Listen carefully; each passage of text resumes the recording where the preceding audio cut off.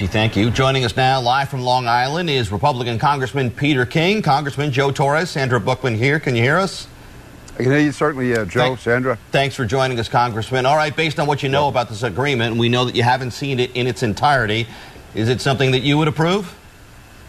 Yes, I intend to vote for it. I was on the conference call with the Speaker this evening, and I've gone over various documents and explanations and PowerPoints he sent to us, and I think it's a very significant achievement.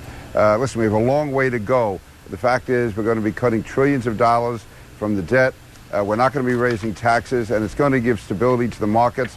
And most importantly, we're not going to default. So I think it's a significant achievement. It was a bipartisan agreement, and I give a lot of credit to Speaker Boehner for keeping this going. Congressman King, of course, this deal means no first ever financial default.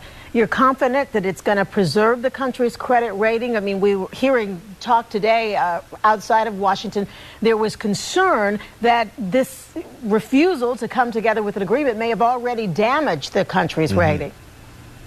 Well, I'm pretty confident that Moody's will not impair our credit rating. As far as Standard & Poor's, I'm not certain.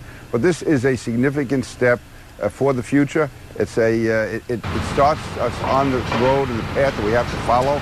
And I think it's probably the most we could have hoped to achieve, much more than I think anyone would have thought was possible just several months ago.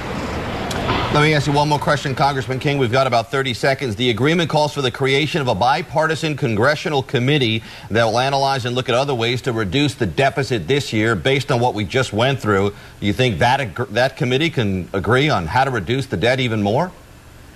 Well, they're going to have to, because they're going to have to make their recommendations by November 23rd, I believe, and then that'll be submitted to Congress for an up or down vote.